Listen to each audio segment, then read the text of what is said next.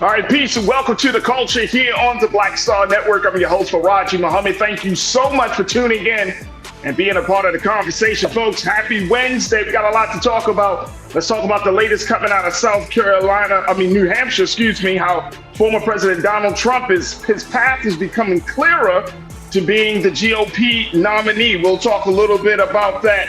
Also, folks, can we talk about how one judge is blocking the rules for same-day registration in the state of North Carolina? A lot is happening there. Later on, we're going to ask the question, are locks un-American? Remember that Texas teen that was suspended for his locks? The story continues, and it continues in the media with a full-page ad from the school system's superintendent. I'm going to share with you the latest, and I got something for you for Trends Post and doing the most. Stay with us. It's happening on today's edition of The Culture right here on the Black Star Network. Let's go.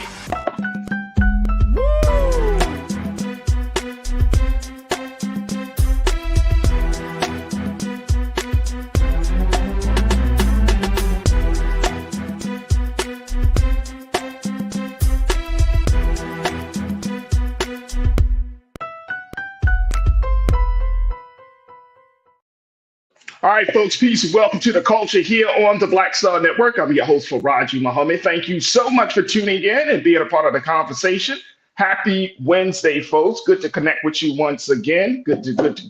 So excited to chat with you about some of these issues and stories that we're going to be discussing. In a few moments, I'm going to be bringing my sister from another mother. She is an attorney out of the state of Florida. My sister, Suzette Speaks. She's going to be joining us in a moment. But we got to let you know that we are streaming right now on a number of different spaces. Make sure you go to our homepage of blackstarnetwork.com. Download the app for free. Follow us on social media at Black Star Network. And, of course, put something in the bucket for us as we kick off 2024. Looking to have you to be an investor and stakeholder in this digital movement we are embarked upon. Make sure you do your due diligence. Make sure you show your love and your support. And give us a little something as we continue to power through this space, giving you the content that you deserve right here on Black Star Network. Also, folks, we're streaming on Amazon platforms, on your Amazon News or your Fire TV. We're also on the Amazon Prime Video, so you can check us out there on the Prime Video app on the Live TV, The News, or find us on Amazon.com under Prime Video, the Live TV, The News. And we're streaming on Freevee Network. You can find us there on now under the news. We're on Freevee. Big shout out to Freevee for their partnership. And we're on Plex TV 24 hours a day, 7 days a week. Just search for Black Star Network. We'll find us under Live TV, the news and opinions. Now, we also on social media. Make sure you check us out there. We're streaming on Roland Martin's Facebook page. So big shout out to the crew on the Facebook page there. We always look forward to having you. We also are streaming on Roland Martin's YouTube channel. So big shout out to my YouTube culture crew. Those always join us on the chat. And we're also on the X platform. So big shout out to the crew that's checking us out on the X platform. All right, speaking of the crew who's in the chat right now, let's do a little roll call very quickly. We got Pastor Damon Blissett. Good to connect with you once again, big brother Damon. Brian Christian, good afternoon. Ming Lee Natasha Serge, I see you. Official Sanika, you say we in here. Yes, we are. Yes, we are. Official Sanika, thank you for checking in.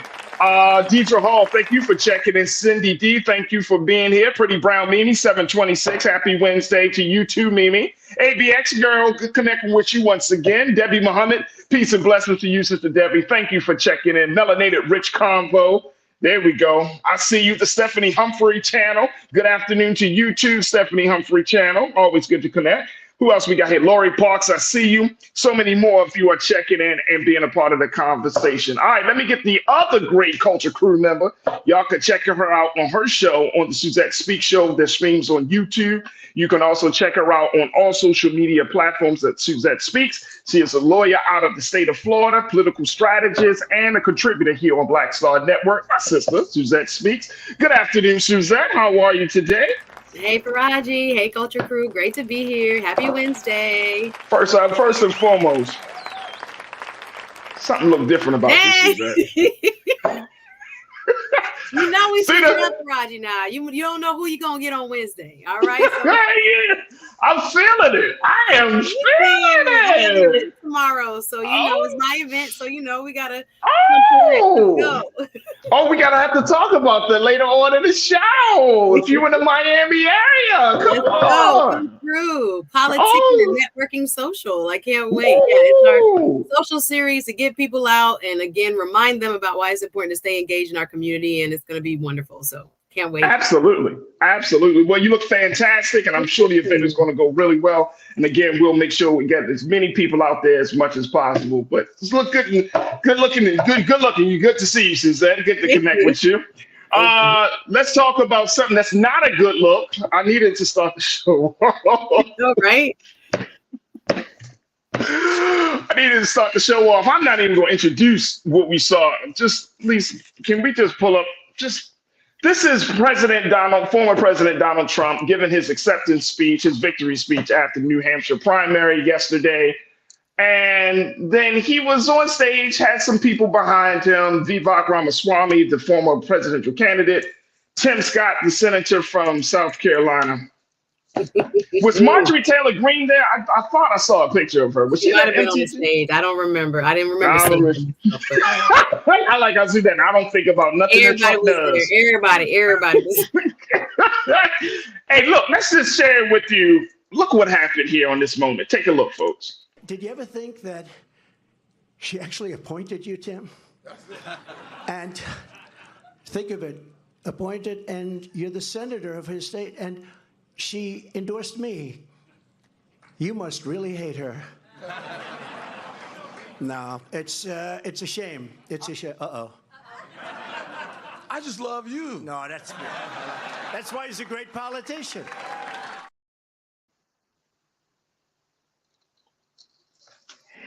Brother, what should I say? Let me give him the respect. Senator Scott, what are we doing here? What are we doing? Like a I don't know, Transformers transform moment. I don't know. I love you, man. What the hell, Suzette? Please explain. Yeah. What was that? It's really strange that grown men find themselves, morphing into whatever former President Trump wants them to be. And Tim Scott is a really strange case study of this phenomenon. It is kind of eye-opening to see the power he has over folks, the way in which they seem to leave their principles behind and take on this whole new identity. If you watched his endorsement video, I don't know if we have it, from this weekend where he was playing or cosplaying, I guess, a Baptist preacher and going hard in the paint for Mr. Trump. And the way, he also espouses his religious belief and being a man of, faith and dignity. It just seems like it does not necessarily align with what he's doing now and what he's saying now about Mr. Trump. But we could have to take a break. We could talk more about it right after the break. I guess so. I didn't want to give too much time to it, but I mean, if you are a Black Republican, you can vote however you can be a part of whatever political party. But if this guy is your model of a Black Republican, I don't know how you can do it. I don't know how you can do it. Look, we'll take a quick pause. When we come back, let's continue the conversation. We're just kicking it off here on The Culture. Make sure you join us as we're streaming live on Roland Martin's YouTube channel, and join us in the chat with our illustrious culture crew and on Roland Martin's Facebook page. Folks, it's The Culture right here on the Black Star Network.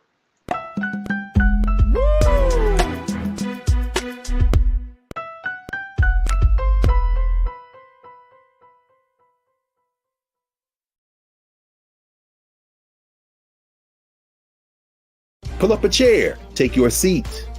The Black Tape with me, Dr. Greg Carr, here on the Black Star Network.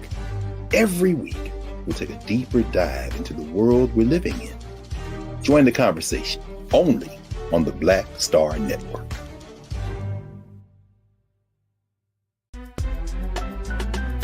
I'm Farajii Muhammad, live from LA.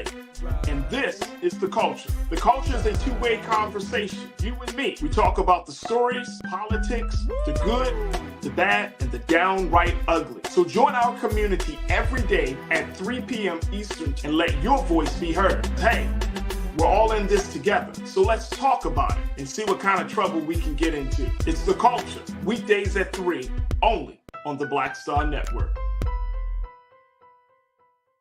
When you talk about blackness and what happens in black culture, we're about covering these things that matter to us, speaking to our issues and concerns. This is a genuine people-powered movement. There's a lot of stuff that we're not getting. You get it, and you spread the word. We wish to plead our own cause. Too long have others spoken for us. We cannot tell our own story if we can't pay for it. This is about covering us. Invest in black-owned media. Your dollars matter. We don't have to keep asking them to cover our stuff. So please support us in what we do, folks. We want to hit 2,000 people, $50 this month, raise $100,000. We're behind $100,000, so we want to hit that. Y'all money makes this possible. Check some money orders. Go to P.O. Box 57196, Washington, D.C. 20037-0196. The Cash App is $RM Unfiltered. PayPal is R Martin Unfiltered. Venmo is RM Unfiltered. Zelle is Roland at RolandSMartin.com. Folks, Black Star Network is here. I'm real revolutionary right now. Support this man, Black Media. He makes sure that our stories are told. Thank you for being the voice of Black America, Roland. Stay black. I love y'all. All momentum we have now, we have to keep this going. The video looks phenomenal. See, there's a difference between Black Star Network and black-owned media and something like CNN. You can't be black-owned media and be scared. It's time to be smart. Bring your eyeballs home. You dig?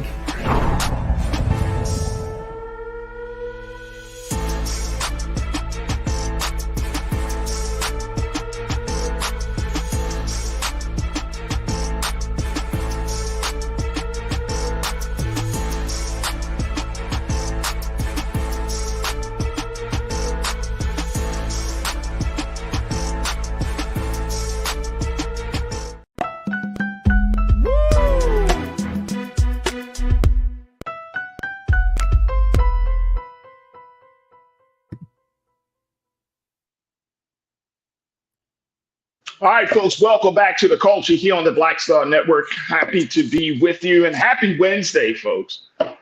Checking in with my sister Suzette Speaks as she joins us every Wednesday and talking about just the low level of Tim Scott. And I'm not going to spend a lot of time on this, Suzette. It's just the fact that this man has ingratiated himself to the point, it is just like the point of no return. I mean, you just like, oh, I love you too. And it's like he insults you, and then you still walk to the side of him in a national news conference, national moment, and you're like, I love you too. And it's like, is this what Black Republicans are supposed to be looking at? And I think that's the sad part about it.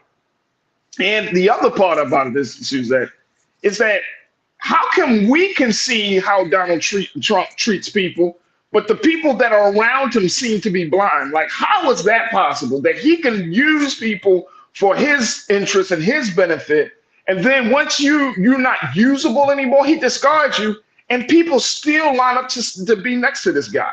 How is that possible? I think former South Carolina public official Bakari Sellers said it best, that he needs to write a book about the way in which he exerts influence, that is Mr. Trump, over those around him, and how leaders among leaders, right? A United States senator like Senator Tim Scott can be made to really backtrack on all of his core beliefs.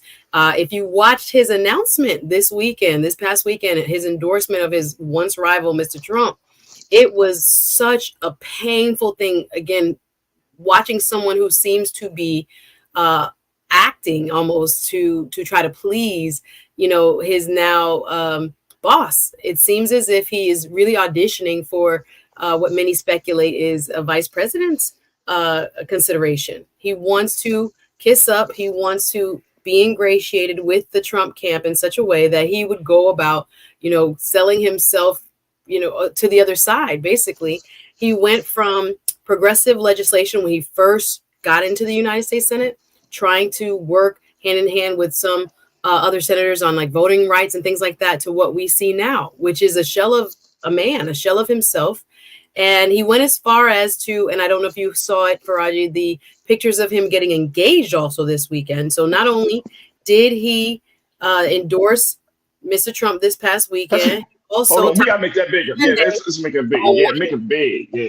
You know, Tim Scott is nearly 60, I think, and you know, people were questioning, especially from the Republican base, his marital status, being a single man and a bachelor. All of a sudden, there is quite some chatter, let's say, on X that, you know, people are wondering, you know, is he doing this for Donald Trump too? Did he need to get a wife in order to secure his spot as a possible VP contender? Now, it is totally, you know, folks speculating, but it seems kind of odd. You know, he introduced this lady, I think her name is Mindy, after one of the presidential debates, and folks thought, you know, is she a paid actor? What are we doing here?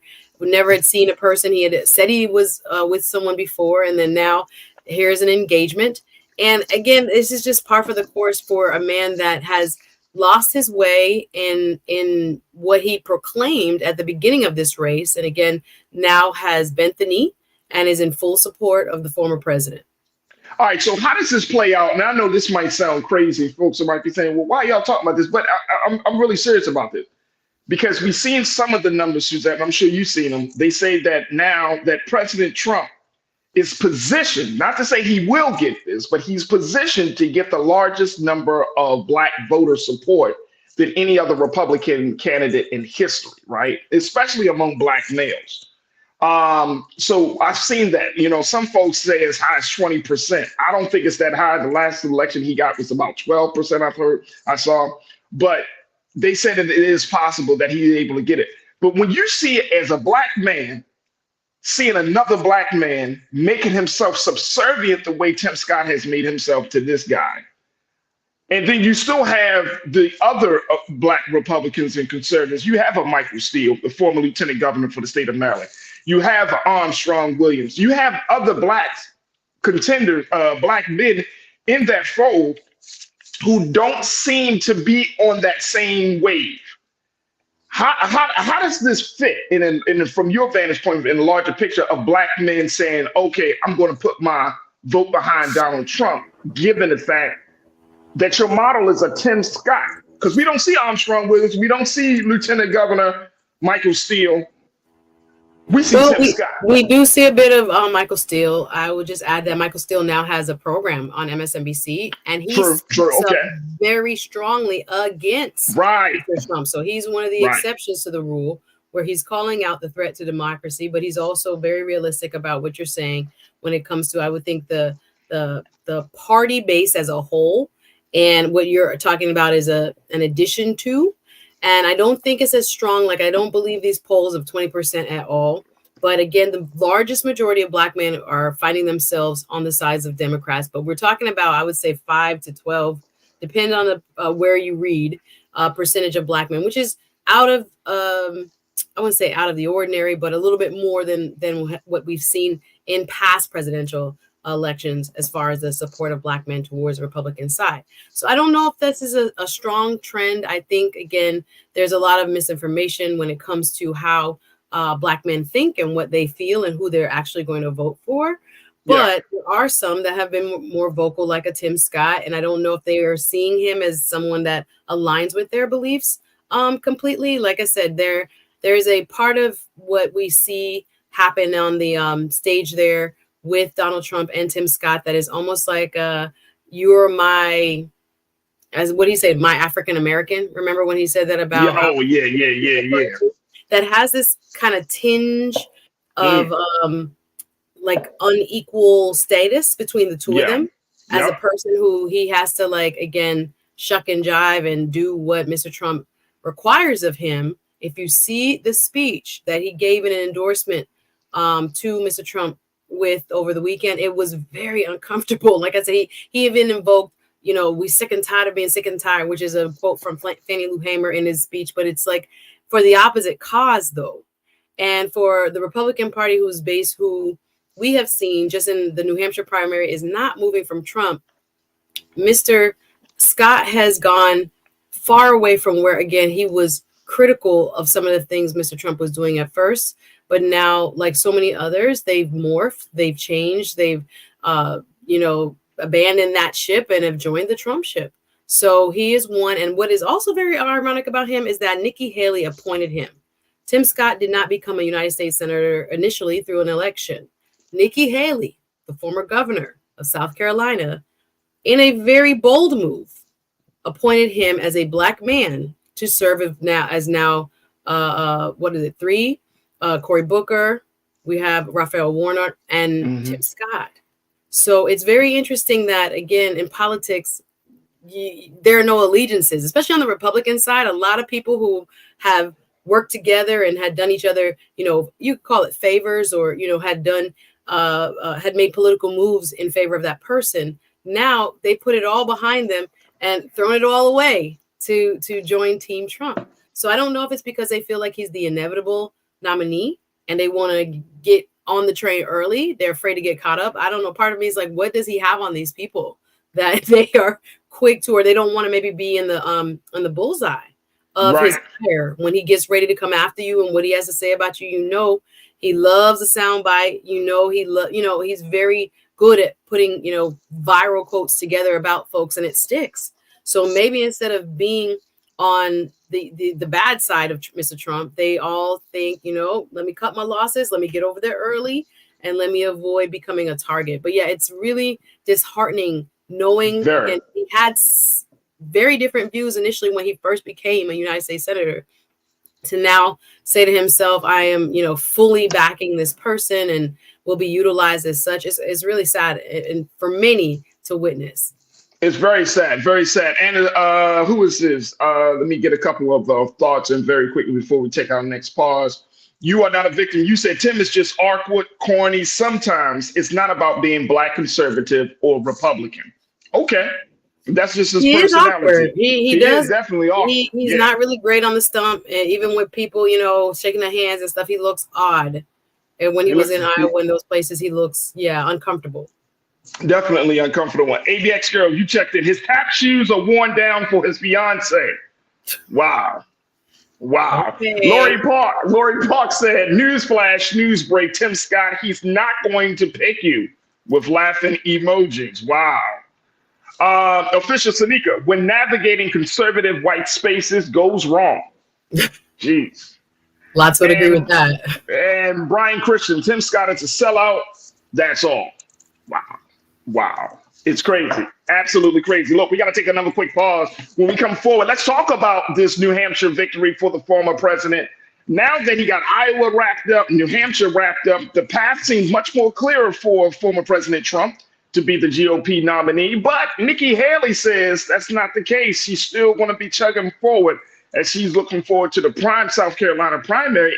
And let's break down some of the numbers around the support for Donald Trump. Even though he's won these two major primaries, his supporters are actually getting less and less as he goes along. So we'll talk about all of these dynamics and more with my sister Suzette, and of course with you right here on The Culture on the Black Star Network. We'll be right back.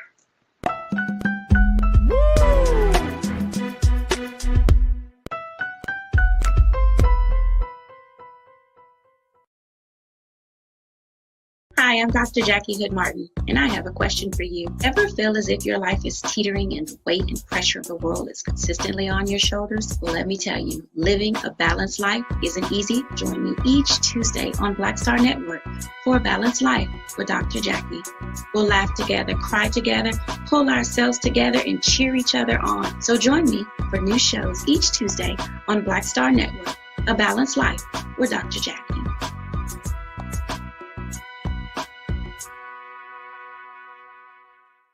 When you talk about blackness and what happens in black culture, we're about covering these things that matter to us, speaking to our issues and concerns. This is a genuine people-powered movement. There's a lot of stuff that we're not getting. You get it, and you spread the word. We wish to plead our own cause.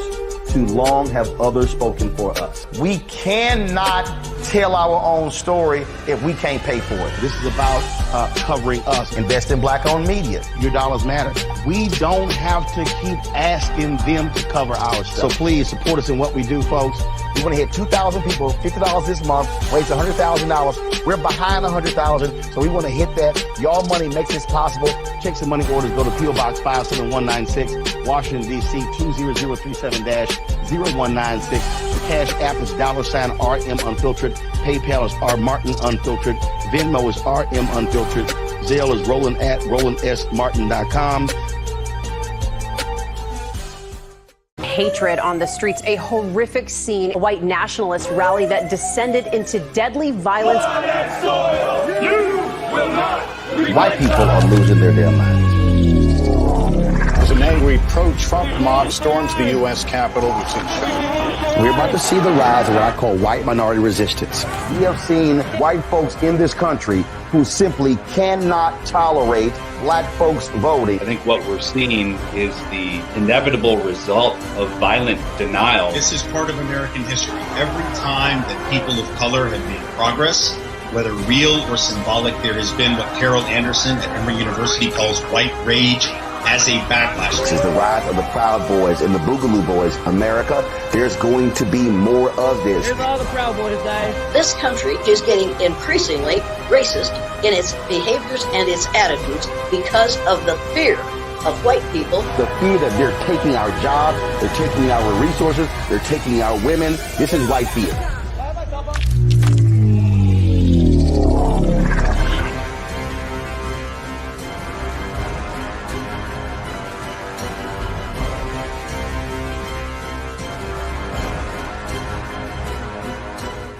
Pull up a chair, take your seat. The Black Tape with me, Dr. Greg Carr, here on the Black Star Network. Every week, we'll take a deeper dive into the world we're living in. Join the conversation only on the Black Star Network. Don't you think it's time to get wealthy? I'm Deborah Owens, America's Wealth Coach, and my new show on the Black Star Network focuses on the things your financial advisor or bank isn't telling you. So watch Get Wealthy on the Black Star Network.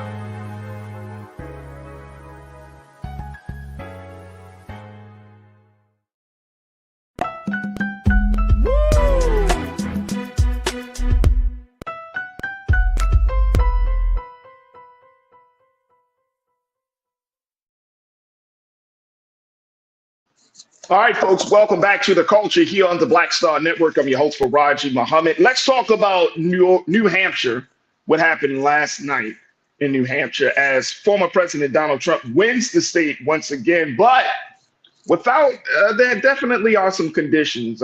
Even though he had a double-digit lead over his closest opponent, former UN ambassador and former governor of the state of South Carolina, Nikki Haley, Mr. Trump brought in a little bit over 30%, while Nikki Haley was brought in around about 17 and 19%. The fact remains that the president is still not as strong as he could be. And I want to share with you just some of the numbers from yesterday's win and the implications of it. Take a look at this. This is from NBC News as they did an exit poll. They found that while Trump won self-identified Republicans by 49 points, he lost independents by 24 points, and the makeup of the primary was fairly even split between the two groups. Self-identified moderates, 29% of the electorate, backed Haley by a whopping 51 points over Trump, while he won conservatives by 42 points. Meanwhile, just 13% of Haley voters said they would be satisfied with Trump's winning the GOP nomination, while 86% of her voters said he wouldn't be fit to serve as president should he be convicted of a crime. I'm going to go back to my sister Suzette Speaks, political strategist and attorney, to talk to us a little bit about this dynamic. Suzette, he's gaining, but he's losing at the same time. But he's winning just enough to to be able to get through these primaries. But some folks are very concerned about this. And I even saw some reports, Suzette, where folks say that Haley, they believe Haley is a little bit better candidate, especially given the fact that what she brings to the table. What do you make of this? How do we look at this? Is this the power, the influence, the grip that Donald Trump has on the GOP? Is it waning right now at this point?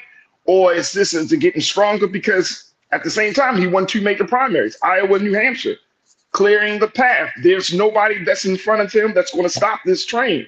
So we're seeing some interesting dynamics here. Yeah, there are a couple of things going on at the same time. So first and foremost, Nikki Haley did much better in New Hampshire than was predicted. Again, you can't trust polls because it's what happens on the election day that really matters and who really shows up. So people were predicting that in New Hampshire, she might lose by 20, 30 points, and she came within 11. So even though that is not a win, it was what she called a win in her book. And we might have some of a clip of her announcement that she's going to keep going. Now, her next state is South Carolina. However, the demographics, right, the makeup of the people who vote changes from state to state. Her advantage in New Hampshire was that a lot more independents and Democrats, even small number of Democrats, came out and they voted for her. So among independents, she beat President Trump, but among registered Republicans, which is the main base of the party, Trump beat her by 50 points, and she beat him by like 22 points when it came to non-party affiliated or independent people.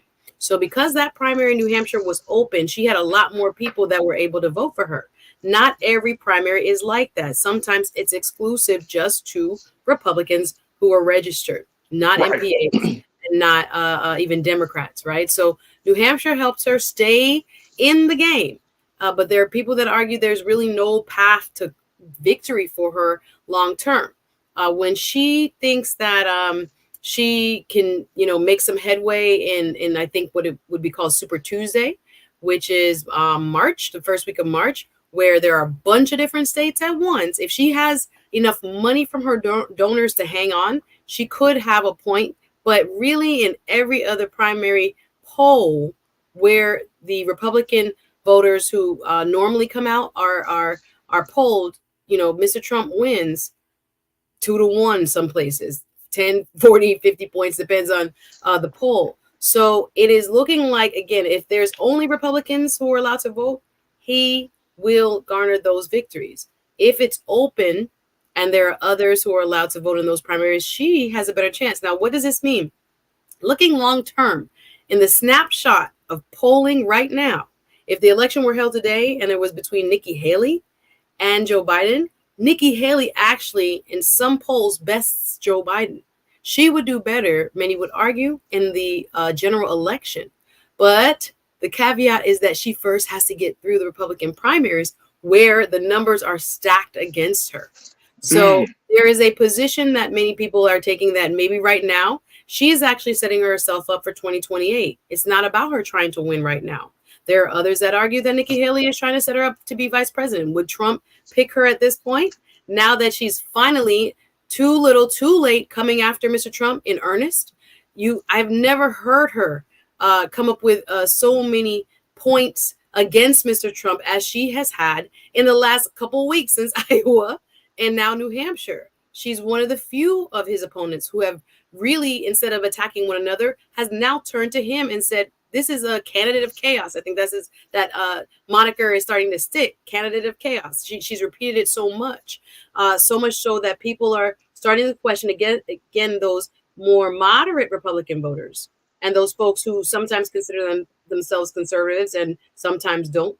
And they're non-party affiliated and switch back and forth depending on what election is happening and who they feel strongly about. So she does well when you poll the general population, but that's not who's voting right now. Right now, it's a primary, only Republicans mostly in the states that are coming up.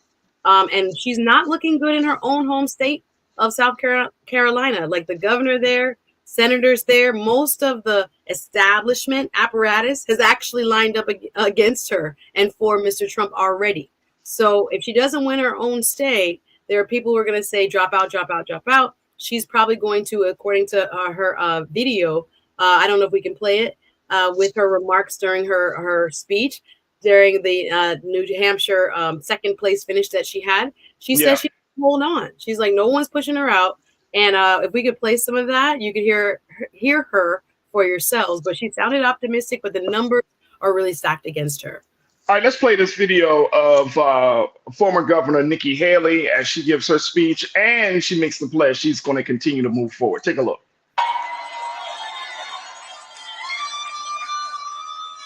This race is far from over. There are dozens of states left to go. Now, I've long called for mental competency tests for politicians over the age of 75.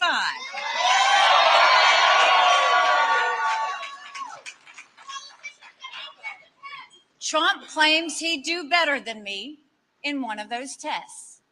Maybe he would, maybe he wouldn't. But if he thinks that, then he should have no problem standing on a debate stage with me.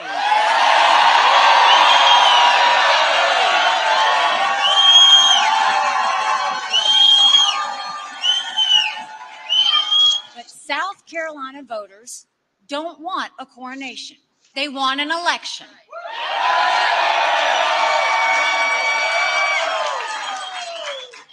And we're going to give them one.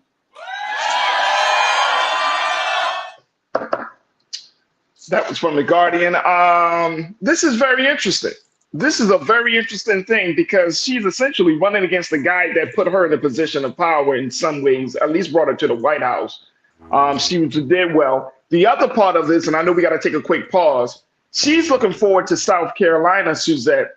But I read that Lindsey Graham said, this ain't Haley's country, this is Trump country. Essentially, some of the folks like you gotta twist it, Nikki. We ain't picking Nikki, we picking Trump. Yeah, like I said, the establishment is fully backing Mr. Trump. They say on the ground there, you see Trump flags in the supermarket, everywhere you go. So yeah, we'll see. We'll see. She has a fight on her hands. We'll see what the numbers actually end up being. I wouldn't let polls deter me, but it doesn't really bode in her favor in her own home state for right now. Hey, look, we got to take a quick pause. I'm going to pick Suzette's brain on something that I saw relating to this whole conversation. Crew, I want to get your take on this as well. Y'all don't want to miss this next point that we got to make on the other side. Stay with us. It's The Culture right here on the Black Star Network.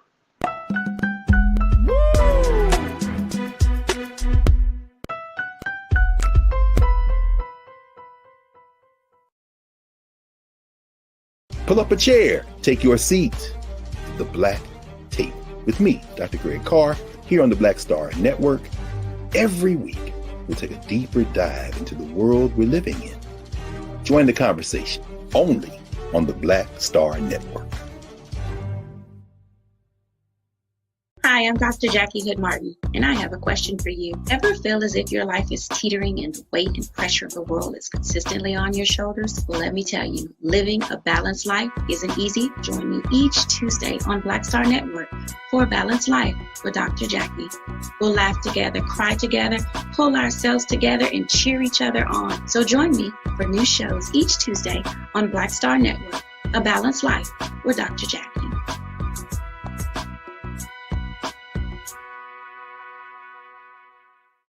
Don't you think it's time to get wealthy?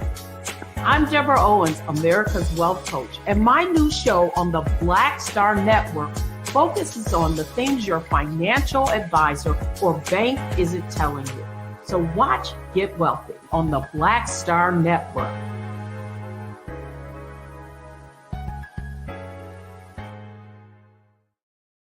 When you talk about blackness and what happens in black culture, you're about covering these things that matter to us, speaking to our issues and concerns. This is a genuine people-powered movement. There's a lot of stuff that we're not getting. You get it, and you spread the word. We wish to plead our own cause.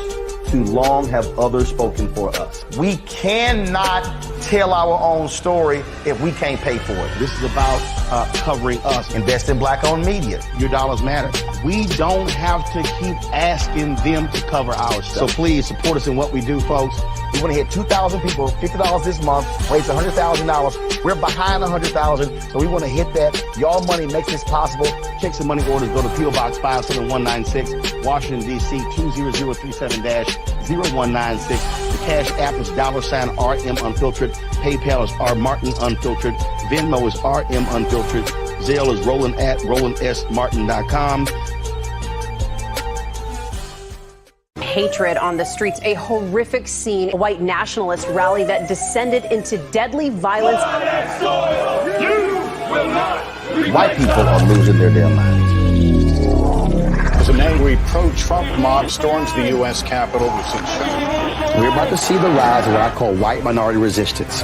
We have seen white folks in this country who simply cannot tolerate black folks voting. I think what we're seeing is the inevitable result of violent denial. This is part of American history. Every time that people of color have made progress, whether real or symbolic, there has been what Carol Anderson at Emory University calls white rage as a backlash. This is the rise of the Proud Boys and the Boogaloo Boys. America, there's going to be more of this. Here's all the Proud Boys, guys. This country is getting increasingly racist in its behaviors and its attitudes because of the fear of white people. The fear that they're taking our jobs, they're taking our resources, they're taking our women. This is white fear.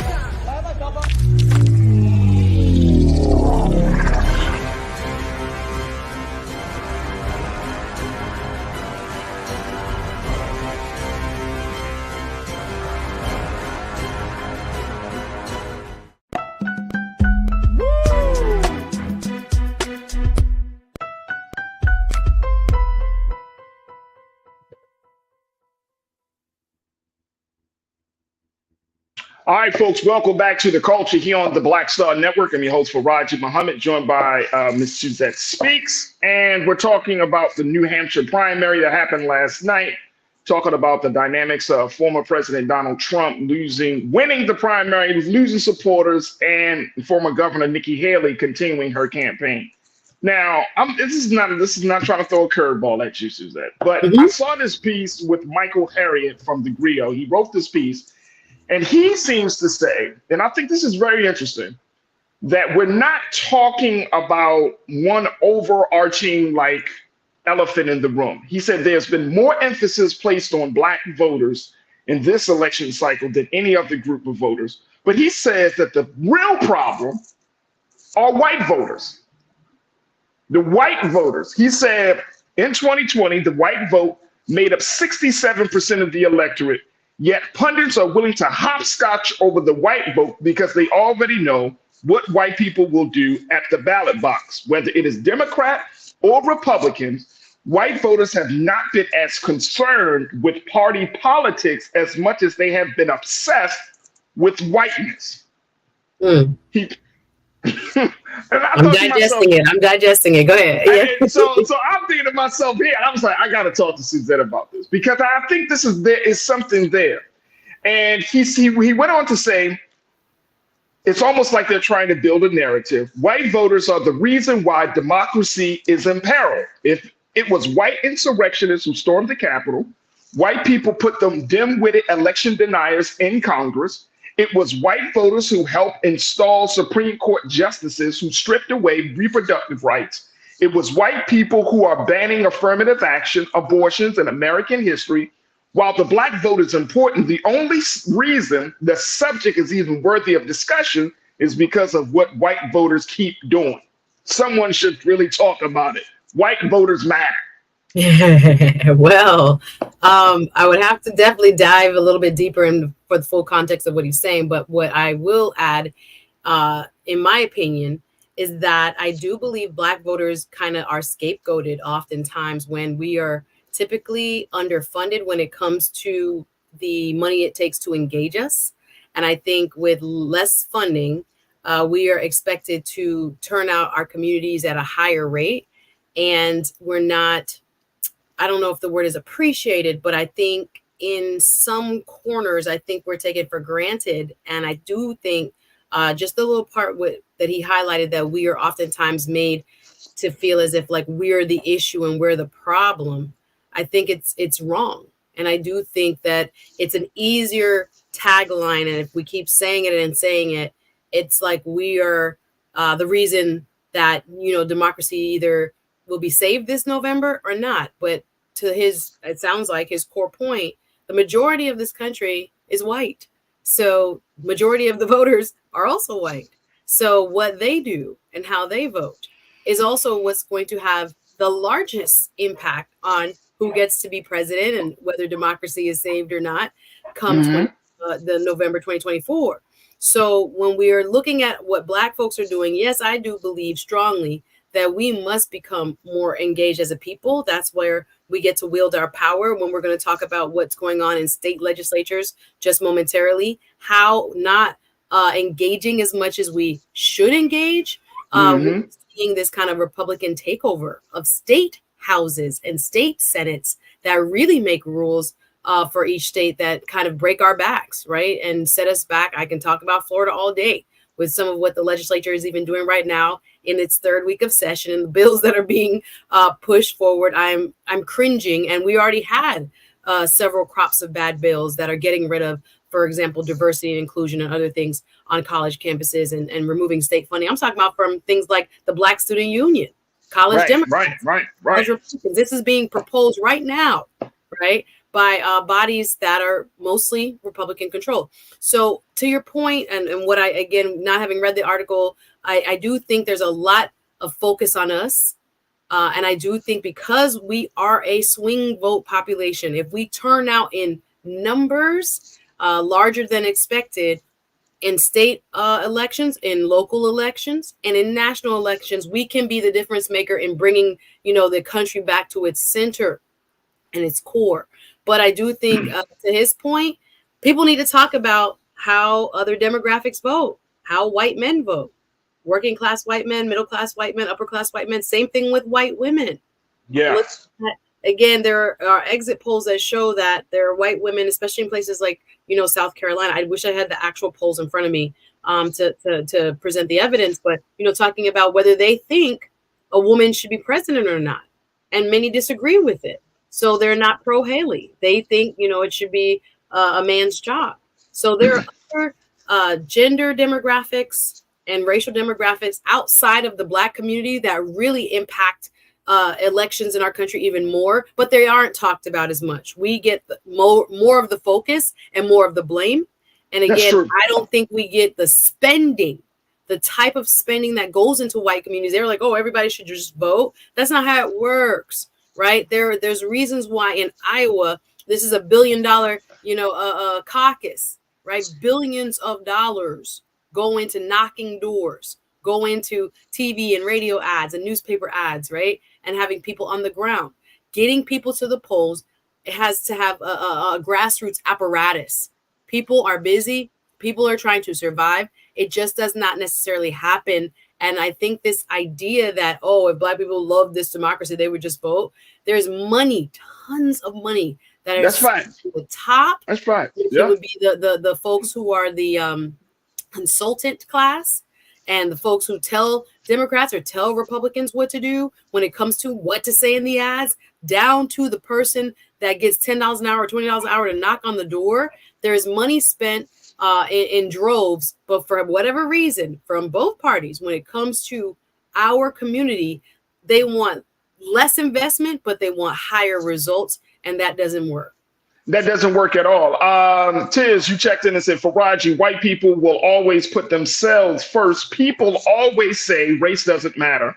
But when it comes to power control, it matters, in my humble opinion. Tiz, I can't disagree with you on that one. I think that's, and I'm going back to what Michael Harriet said, and y'all should check it out. It's in the Griot.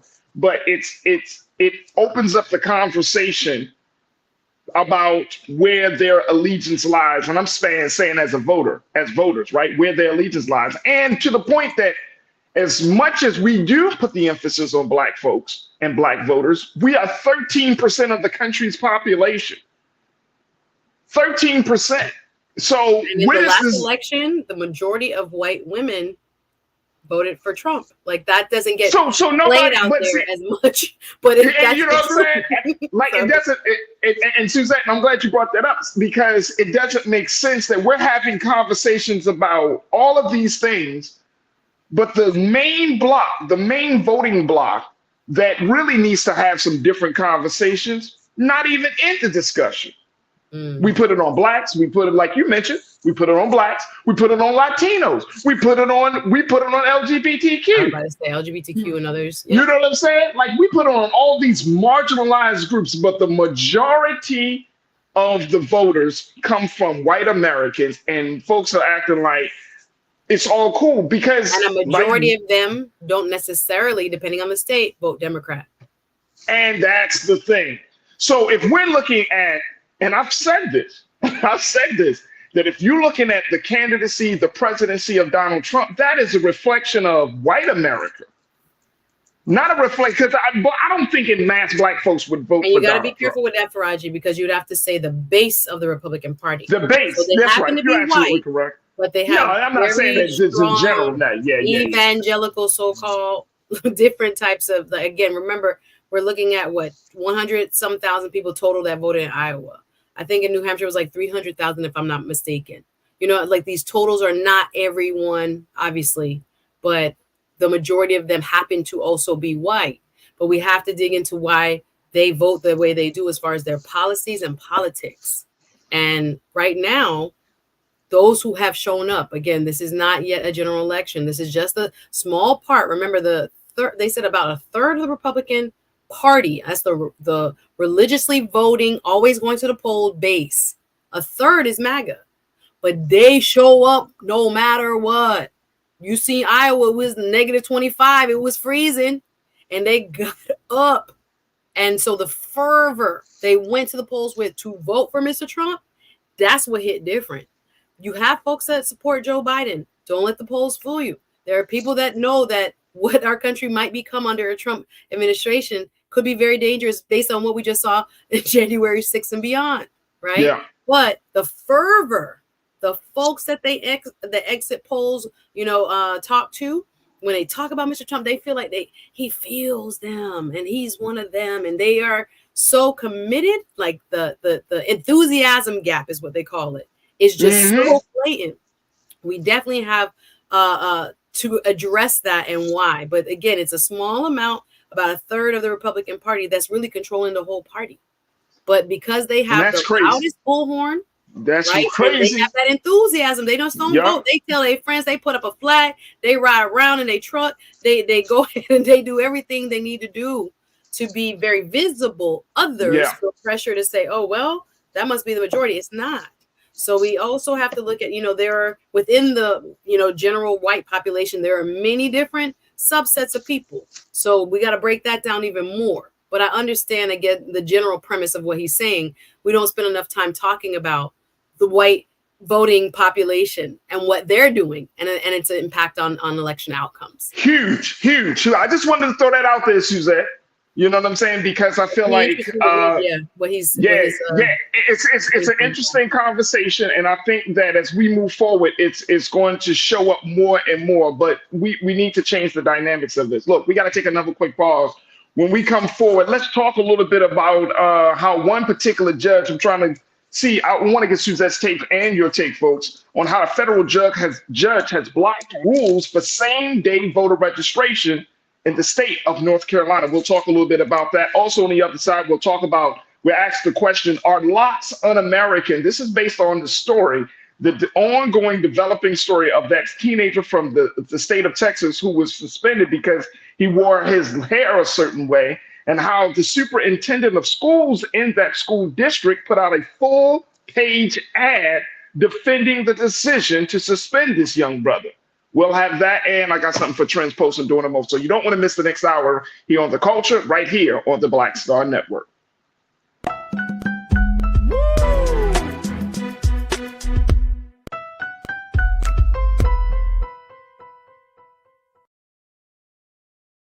Hi, I'm Dr. Jackie Hood Martin, and I have a question for you. Ever feel as if your life is teetering and the weight and pressure of the world is consistently on your shoulders? Well, let me tell you, living a balanced life isn't easy. Join me each Tuesday on Black Star Network for A Balanced Life with Dr. Jackie. We'll laugh together, cry together, pull ourselves together, and cheer each other on. So join me for new shows each Tuesday on Black Star Network, A Balanced Life with Dr. Jackie.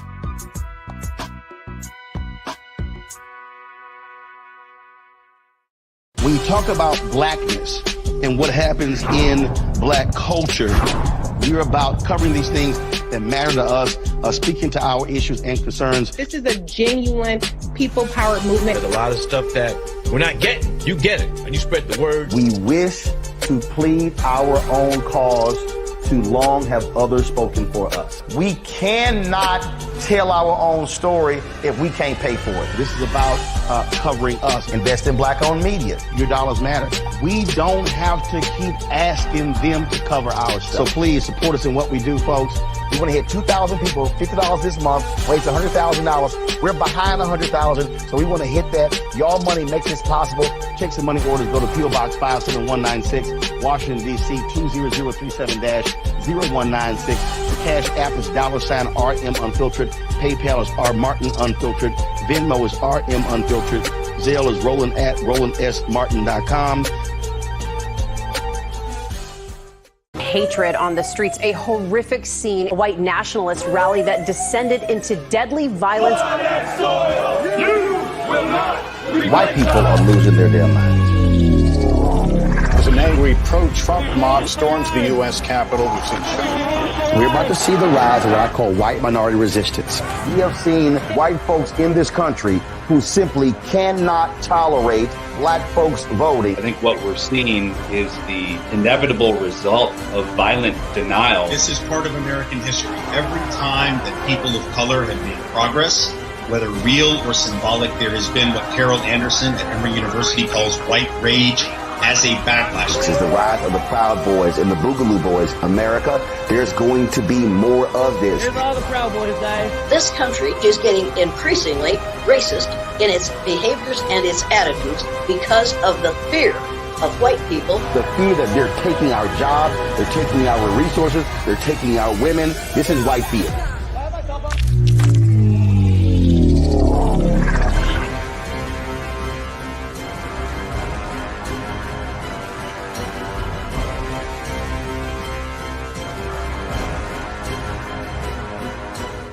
Pull up a chair, take your seat.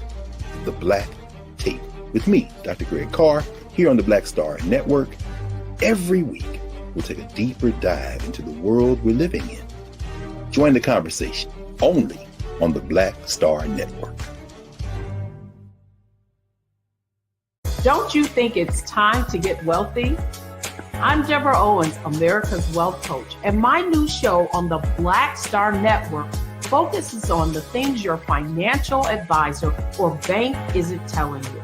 So watch Get Wealthy on the Black Star Network.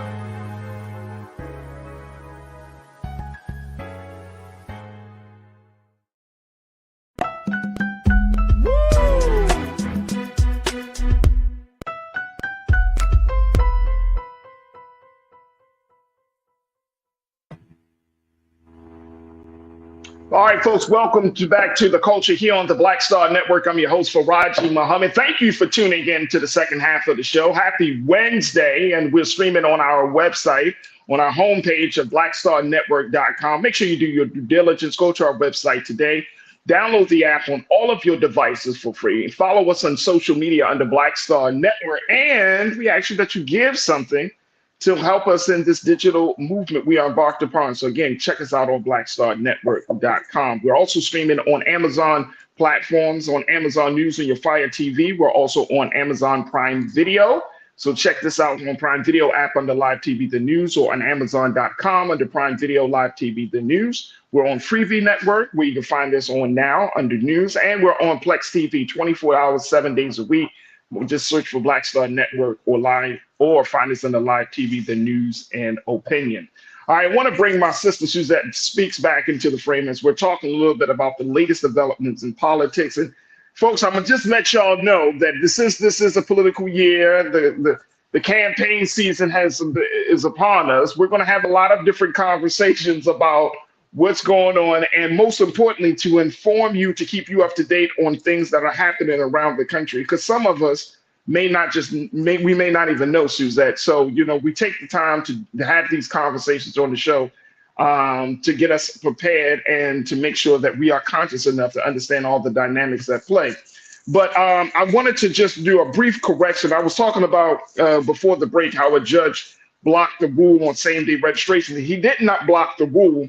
He just he blocked the restrictions, certain restrictions on same-day registration in North Carolina elections, where they have seen over 100,000 new registrants that have sought "quote-unquote" same-day registration in North Carolina during the past two presidential general elections. So there are some lawmakers down in North Carolina that are trying to make it even harder for some voters. And this judge, U.S. District Judge Thomas Schroeder, tells election workers that they can't nullify ballots by screening citizens who register and immediately vote during a 17-day period before a primary or general election through an altered method, unless applicant protections are created. So this is what this judge is essentially trying to do, is say, look, no, they do have the right to vote the same day that they are registered.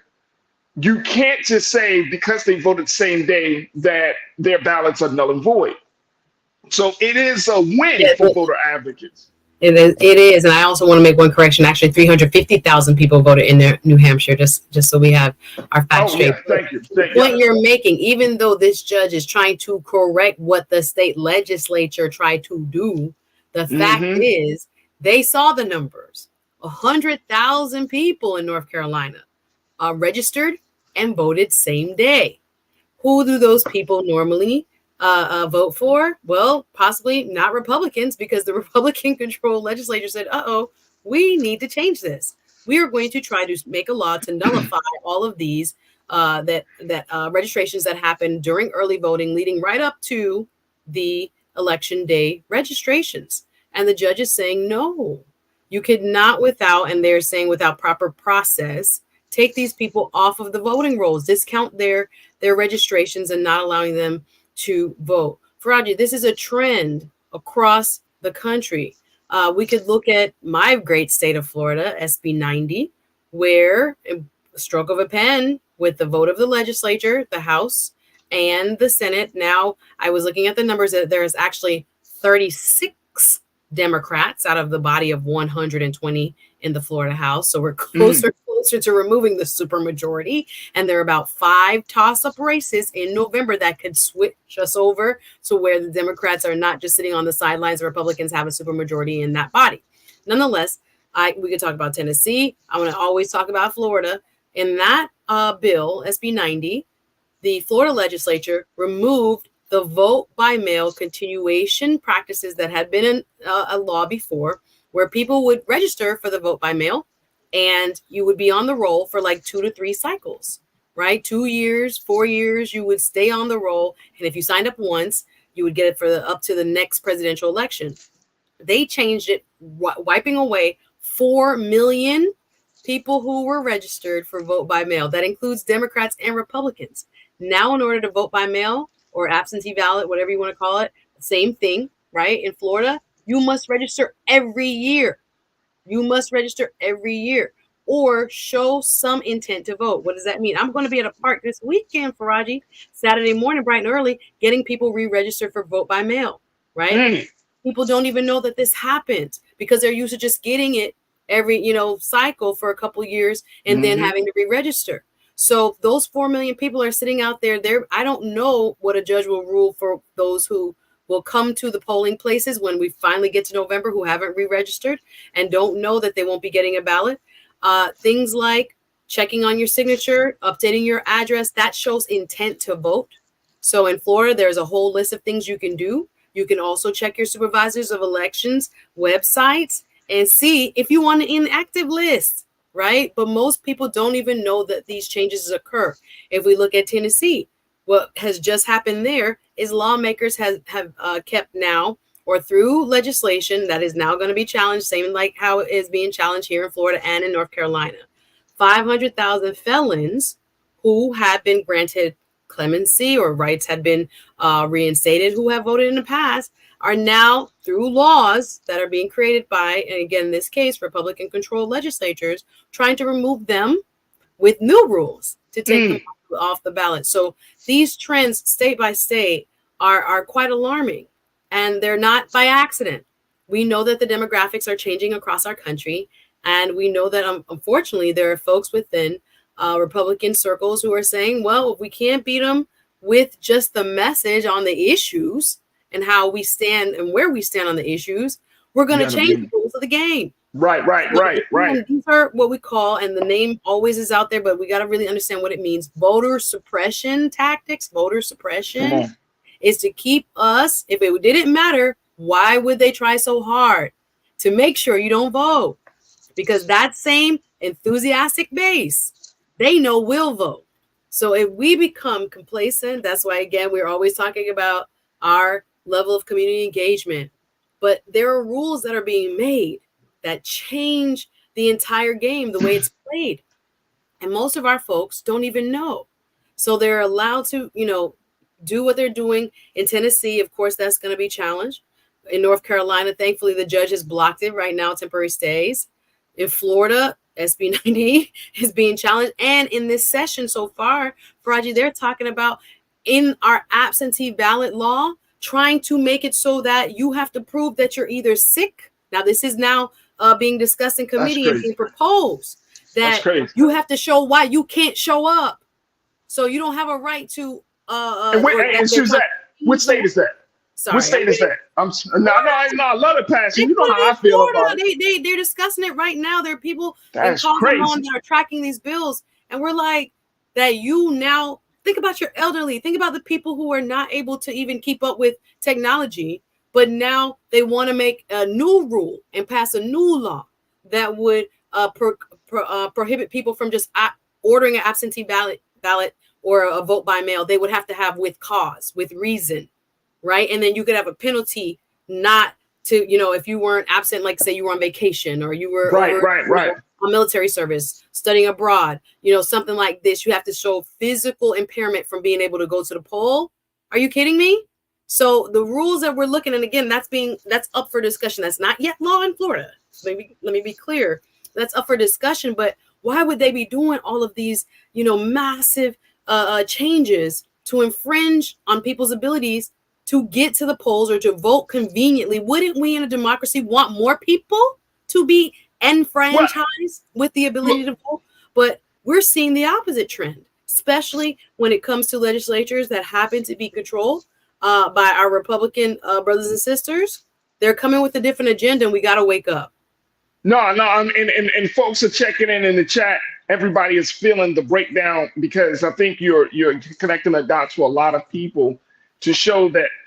And this is, I read this some time ago, Suzette, that this has always been the Republicans' way. Like the way the country, the culture of this country is moving, and we're much more becoming more diverse, not just in terms of demographics, but in terms of attitudes around a lot of different issues. The country is moving in a different place, and Republicans, the GOP, has often tried to use voter suppression tactics and other strategies to try to limit this growth, to try to limit this change that they see in the country. And so voter suppression is one of the key tactics, and it's crazy. And I think I'm trying to go back to who asked the question, well, why don't they want us to vote? Why don't the Republicans want us to vote? Because if you vote and you are allowed to express yourself, then the Republicans are afraid that you're not going to vote for them. The GOP is afraid that, you're going to end up being on the liberal side of things, which is not always true. If their issues could win elections, they wouldn't do this. Right. That's what. Right? And but that's, if they can't been win the on the challenge issues, they're changing the board game. They're changing the game right in front of our eyes.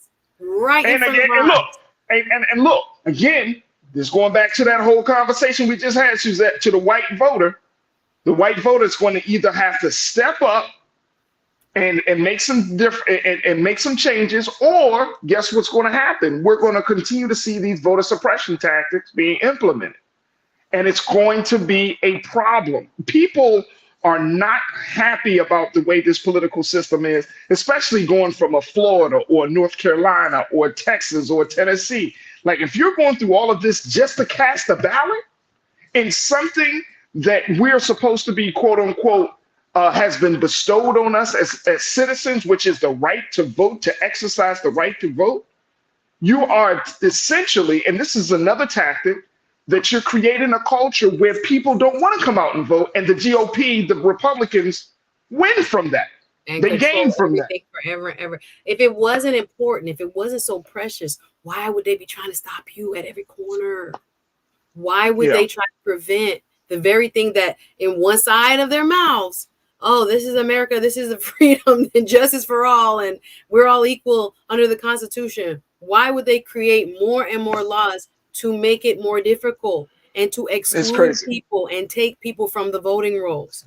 Why? Because when you enfranchise more people, their issues may not speak to the needs of those people. And they want to, not by freedom of choice, force their agenda upon the country. You have to have the most popular ideas and the best candidates in order to win. That's how it's supposed to work. But instead, looking at the demographics and looking at how people feel, they won on the reversal of abortion. Thank you, Mr. Trump, for as what they're saying, 3 Supreme Court justices that turned it over. But now again, in the court of popular opinion across the country, everybody not feeling that. Right. So you've worked for it for 30 years. Now you have it. Now you trying to legislate 6 weeks less or complete bans from state to state. There are people both on the Republican and the Democratic side who are waking up like, wait a minute, I didn't sign up for this. This is not what I want my state to look like or my country to look like. Right. But instead, they're changing the rules. We out here playing, shuffleboard, and they playing checkers. Like we're saying that couldn't be fair. I think of the Cat Williams interview with Shannon Sharp, where he was like, "Why do liars lie? Because they lie." I'm not saying that everybody is a liar, but I'm just saying, what I'm saying? Why do people do stuff like this to disenfranchise others? Because of power, and they want to maintain control of who wins elections. If it did not matter, they would not try this terribly to keep people from the ballot box. It must be precious, because that base shows up. You can't tell MAGA nothing. MAGA gonna show up hardcore. I saw in interviews in Iowa, I'm talking about granddaddy, son, grandson, the little 7-year-old sitting up there. Who are you voting for? Trump. The little boy nodding his head. Trump. They're not playing. They're grooming also their next generation of voters in the process. What are we doing? But here's the thing. Here's what I think we do. I think, and I agree with you. I think the silver lining of the situation is the truth, which is, regardless to all of the politics, when you look at, and when we encourage people to see things the way they are, the truth of the matter is, our country getting better or worse? That's all we got to ask ourselves, right? Like, now we can, a la carte certain issues and, oh no, we're better on this and what. And I'm saying to the rest of, compare America to the rest of the world. We're years behind in some cases, years behind.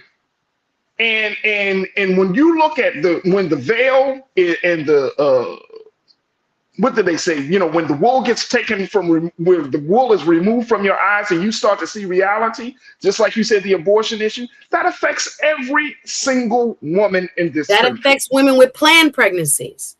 There's so many things that can go wrong at the end of the day, the truth is going to come out. The truth is, and look, the truth is going to come out. And when the truth comes out, then political party allegiance starts to fall, because after a while, people will be like, just like you said, this ain't the country. This is not the state I want to live in. This is, because when you have your daughters or when you have your sons and they grow, and you can instill a whole bunch of stuff in your 7-year-old, right? But guess what? We're living in a time where children are becoming more educated than their own parents. Mm-hmm. And when that 7-year-old gets to 17, 18 years old, it's going to be a totally different America. When that young white 7-year-old is idolizing Black hip hop artists, Black sports figures, and when the reality of life starts to hit that 7-year-old, he's going to be a different he's going to be a different child growing up. This is a very serious situation. It's a very, very serious situation. We cannot, let's hit the break. Sorry. Yeah, we cannot be apathetic and just like they're taking kids to the polls, find a child, your niece, your nephew, your baby cousin, whoever, and you take them to the polls.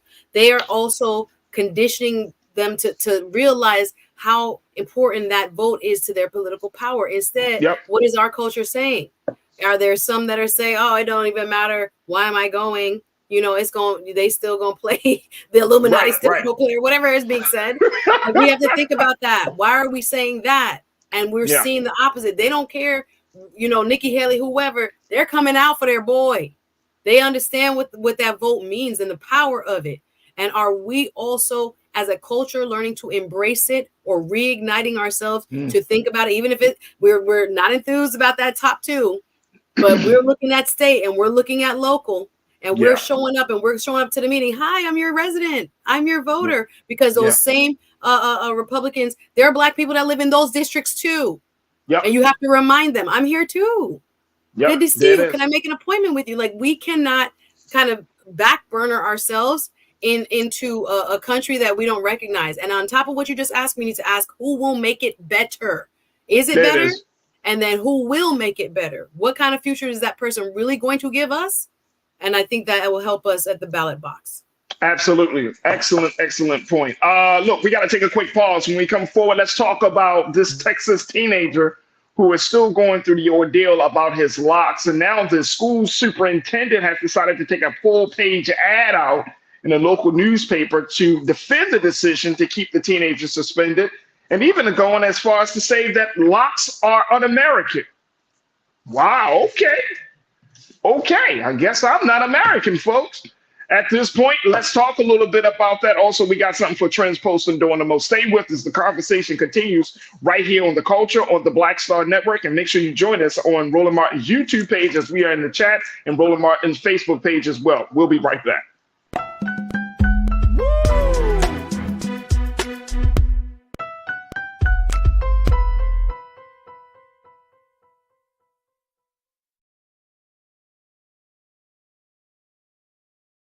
When you talk about blackness and what happens in Black culture, we're about covering these things that matter to us, speaking to our issues and concerns. This is a genuine people-powered movement. There's a lot of stuff that we're not getting. You get it, and you spread the word. We wish to plead our own cause.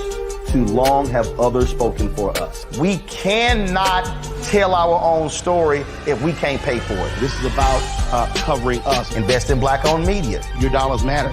We don't have to keep asking them to cover our stuff. So please support us in what we do, folks.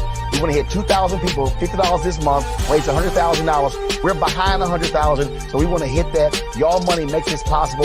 Check some money orders. Go to P.O. Box 57196, Washington, D.C. 20037-0196. The Cash App is $RM Unfiltered. PayPal is R Martin Unfiltered.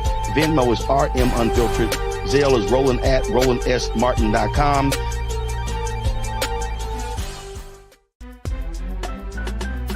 I'm Farajii Muhammad, live from LA. And this is The Culture. The Culture is a two-way conversation. You and me. We talk about the stories, politics, the good, the bad, and the downright ugly. So join our community every day at 3 p.m. Eastern and let your voice be heard. Hey, we're all in this together. So let's talk about it and see what kind of trouble we can get into. It's The Culture, weekdays at 3, only on the Black Star Network.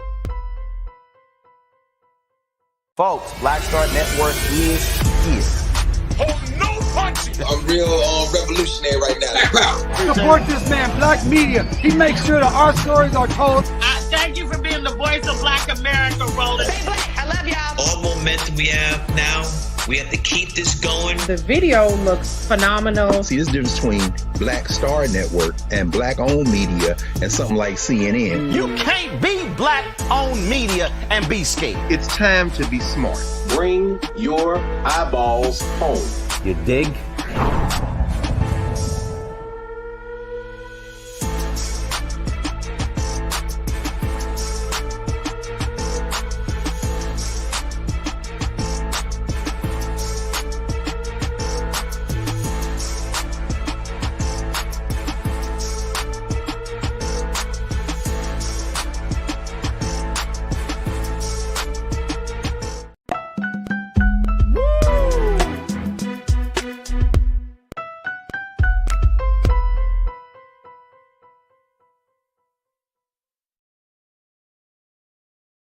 All right, folks, welcome back to the culture here on the Black Star Network. Let's talk about this ongoing ordeal down in the state of Texas where a teenager was suspended because of the wearing of his locks. We talked to you about this case of Daryl George, who has been repeatedly suspended despite the protections of the Crown Act, a law that bans hairstyle discrimination. Apparently, Daryl George, 17, from Barbers Hill, and I always think it's interesting, it's ironic that he's talking about locks and the place that he's from is called Barbers Hill Independent School in Mont Bellevue, Texas, is once again being thrown through the ringer. I want to bring my sister Suzette Speaks back into this because, Suzette, the next development of this story, Mr. Greg Poole, who has served as the school superintendent since 2006, he took out a full-page newspaper ad in the Houston Chronicle to show or to defend the position to keep Mr. Daryl George suspended. And Lise, take a look at that BT. This is from BT News, but look at the link, and I want to pull up that tweet to show how this ad poll came out. But Suzette, one of the big things he says, he talks about this. He said, "We have taken the highly unusual step of seeking a declaratory judgment in state district court to verify their interpretations of the Crown Act."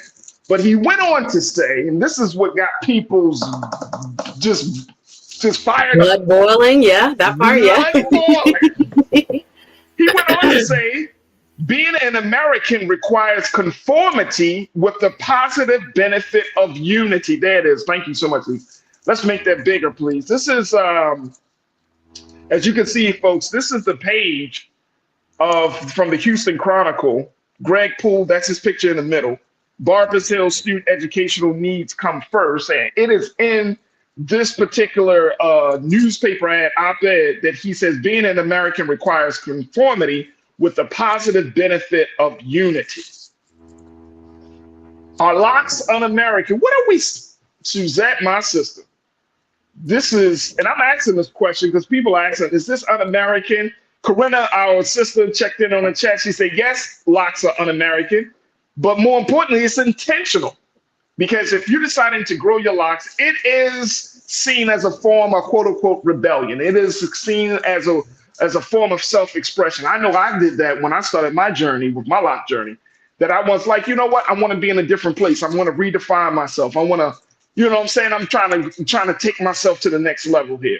But what's your take on this as Mr. Poole has laid out his decision to keep little brother Daryl George suspended over something as crazy as his own hair?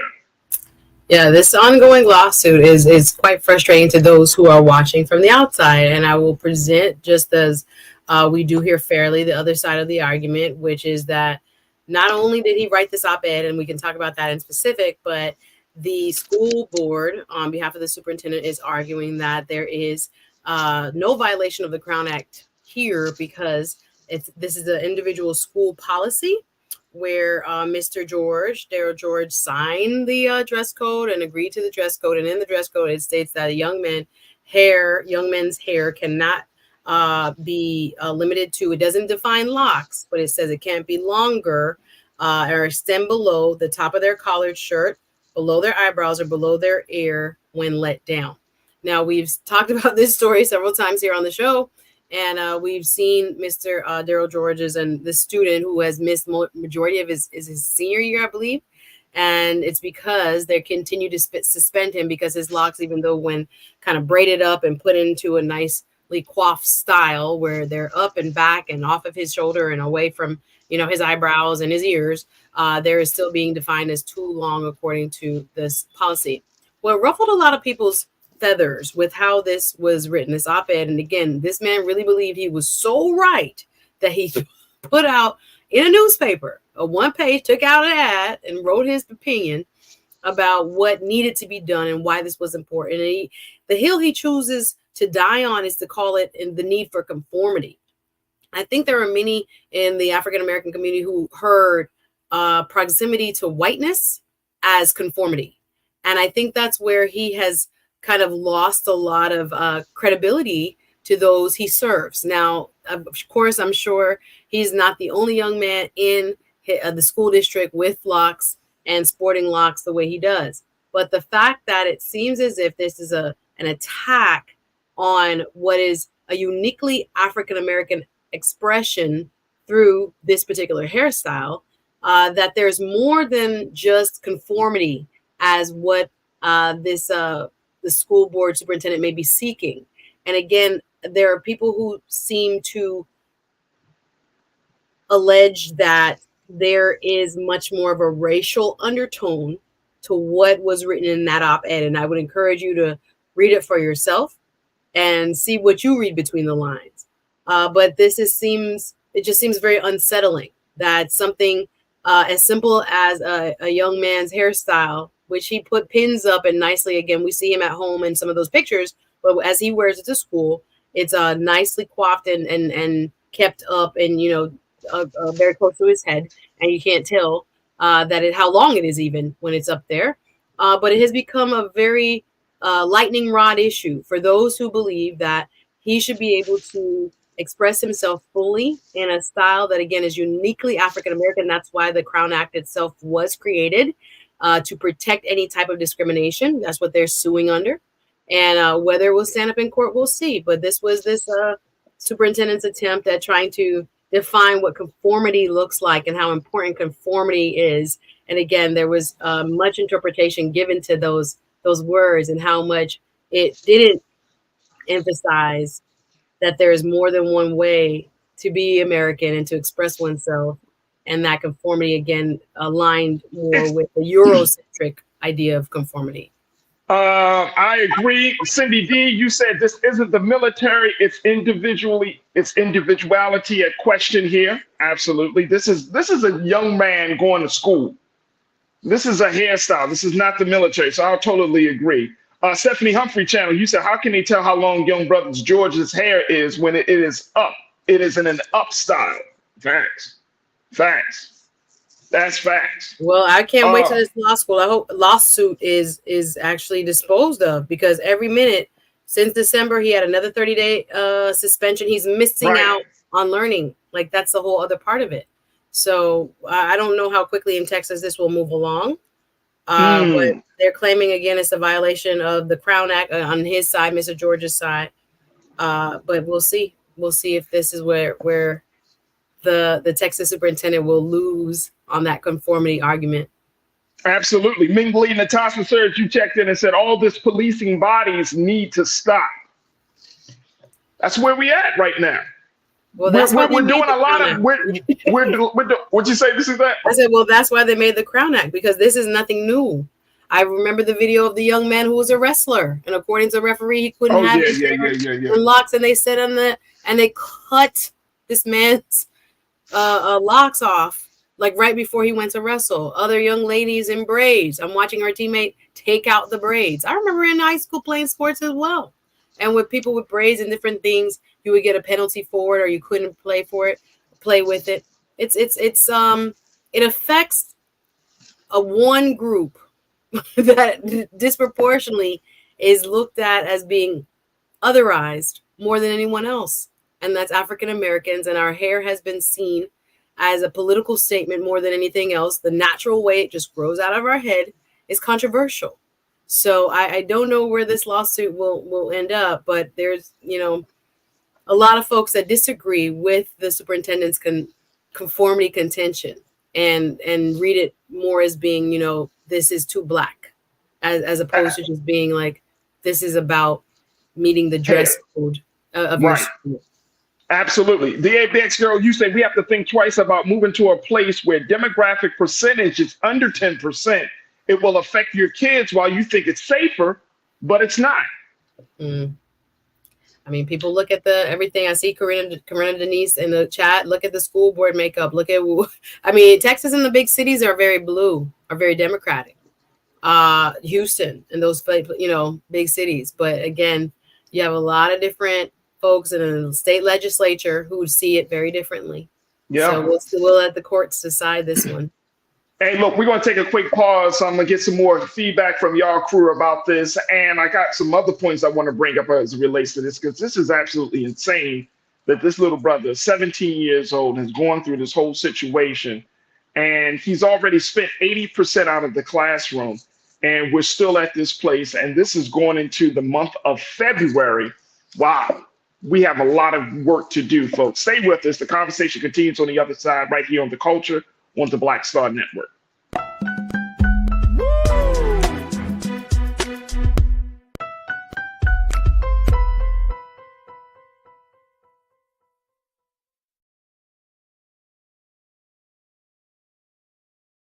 Pull up a chair, take your seat. The Black Tape with me, Dr. Greg Carr, here on the Black Star Network. Every week, we'll take a deeper dive into the world we're living in. Join the conversation only on the Black Star Network. Black Star Network is here. Oh, no punch! I'm real revolutionary right now. Thank you for being the voice of Black America. All momentum we have now, we have to keep this going. The video looks phenomenal. See, there's a difference between Black Star Network and black-owned media and something like CNN. You can't be black-owned media and be scared. It's time to be smart. Bring your eyeballs home. You dig?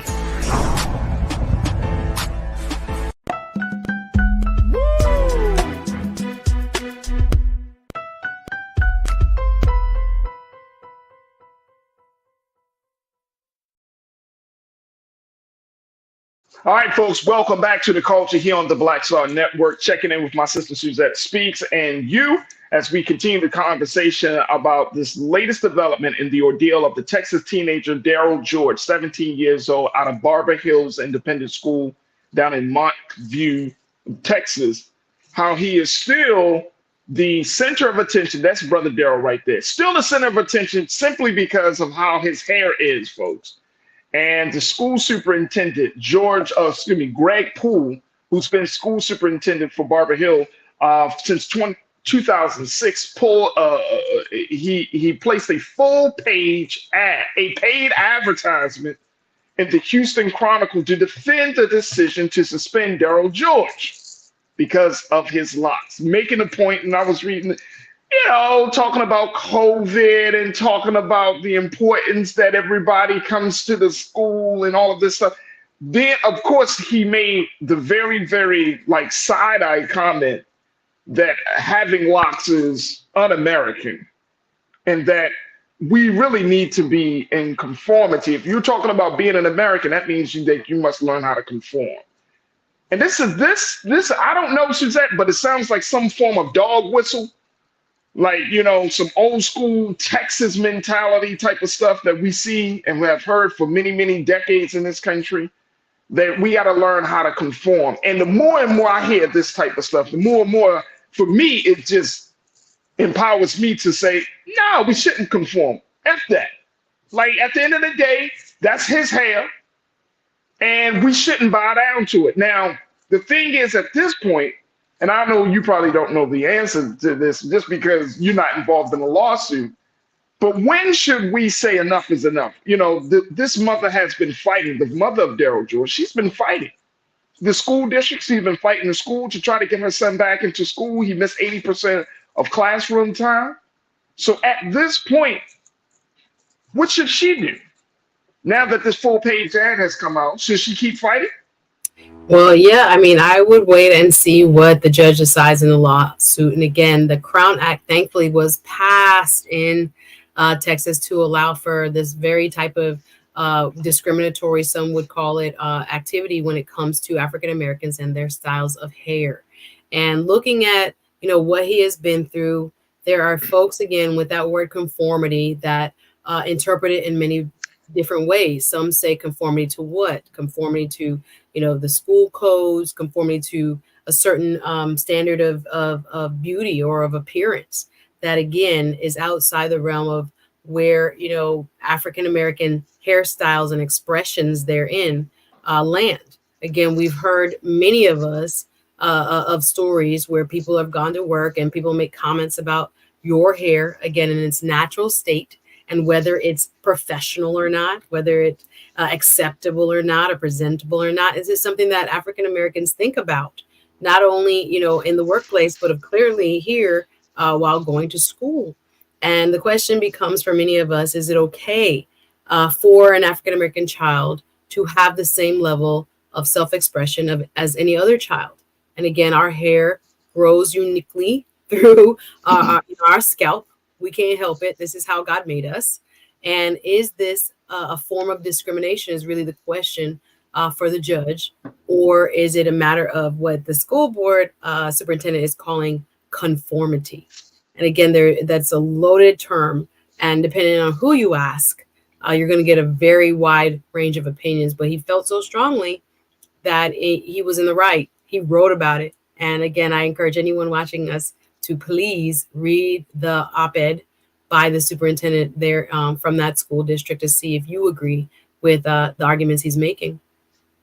Let me ask this in terms of the Crown Act, and we're going to take another quick pause. But in terms of the Crown Act, one of the crew members said, well, what about when a white child has, red hair or green hair or blue hair? How does that fit in the larger, in this conversation? Do you think that would be that child would be singled out and ostracized and penalized for walking around with that type of hairstyle? I think it depends on their code. I have not read their entire school code of conduct and Okay. what they say about hair color, but the hair length is what is being used to apply to Mr. George so that he is suspended. And again, there are many who agree with, I guess, the superintendent. And there are others that see it as actually discriminatory because of the style itself and how it's unique to African Americans and its meaning. And so I don't know. It is. I don't know if that the color and the difference of color also falls outside of the code of conduct. But Absolutely. Yeah, hopefully there is a ground. There is a law to rely upon, right? So because you got to prove, what is it that he's in violation of, or the school board is in violation of. So the lawsuit is against the governor and the Board of Education there. So we'll see. I'm not sure if they'll be, victorious, but I'd say continue the fight. You fought this far, and it'll be up to, like I said, the court.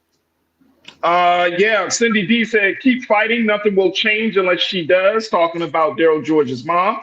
She's fighting for the individuality of her child and all Black folks who have endured because of their hair. And it's sad, you know what I'm saying? Like, it's sad that in a moment like this, and I'm speaking to what you just said and to what Cindy just pointed out, it's sad that when one Black person gets involved in a situation like this and becomes the center of attention, now that Black person, that Black family has to carry the burden of whole people. And part of me is like, of course, that's the double standard of living in America and being Black, that, if you open the door for one, you got to open the door for all. But of course, we know that that's not how white America operates when it comes to their issues, right? Like, it's opening the door for one, you let one through. Now this sister has to fight for all. She has to become the advocate for all Black children with locks and different hairstyles. She's got to be her son got to be the poster child for the reason why we need the Crown Act. And it's sad. I mean, it's a heavy burden. It's a heavy burden, man. Mm-hmm. It's a very, very heavy burden. Real Brooklyn checked in. Real Brooklyn, you said something that may change the game, and I wouldn't be disagreeable about this. You said, I think all his friends at school should all get their hair braided and go to school. Stuff only changes when people unite and fight BS. Well, we love allyship, and we like when people do things. Again, I would just kind of wait and see within this. And the sad part, Farajii, is that it has affected his education so profoundly by keeping him outside of the classroom. I think that's the sad penalty of what this is causing. But again, it will end up in the court of law to decide. Smooth Approach said, with the Bob Marley movie coming out, how many white people start trying to lock up? We don't talk about that movie. I can't wait to see this movie because I'm not sure about it. It looks weird. I don't know. I'm not sure about it. I don't know. It might be amazing. I'm gonna give it a chance. But the previews already, I'm like, I think it was so funny because just before the show, me and at least we were talking about it, and I was like, that is I'm not to say Bob Marley is a handsome guy, but this guy is like supermodel handsome. We gotta take a break, Roger. We gotta take a break. We gotta take a break. No, I don't know. I'll give it a try. Oh man! All right, we gotta take a break. When we come up, trends, posts, and doing the most. Stay with us. It's the culture here on the Black Star Network.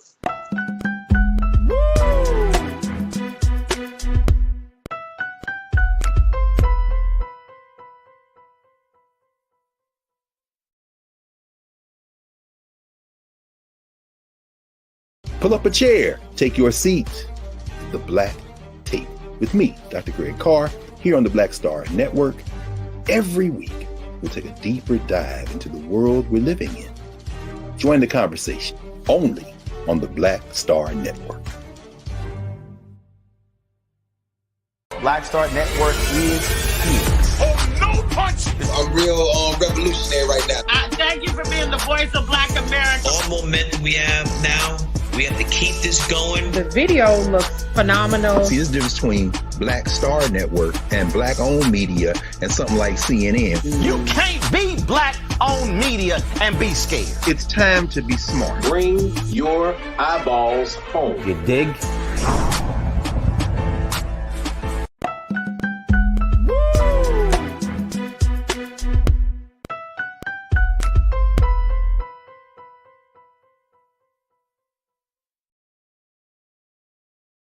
All right, folks, it is time for trends, posts, and doing the most. This is an opportunity where we talk about some of the trending topics that are going viral right now. Suzette had to remind me about this story, folks. Brick. Big brick on brick. There's a Jamaican song that goes brick on brick. Sorry. I thought about the song. Sorry, I don't know the song. You know what? I'm not dealing with you right now. We want to talk about Houston's brick lady. Y'all remember the brick lady? Y'all remember this sister who claimed that somebody hit her with a brick in front of all these group of black men and no one came to her defense. And Lisa, I wanted you to pull up her picture. Let's pull up the picture of her. Well, that was the picture I wanted. This is her now. That is her mugshot, folks. Goodness. Y'all remember her? Yeah, this is the brick lady, Rhoda Osmond. She catapulted to viral fame after she had this very, very horrific story of someone hitting her with a brick outside of a club. And at first we were like, oh my gosh, y'all remember we talked about this. Then many people were like, wait a minute.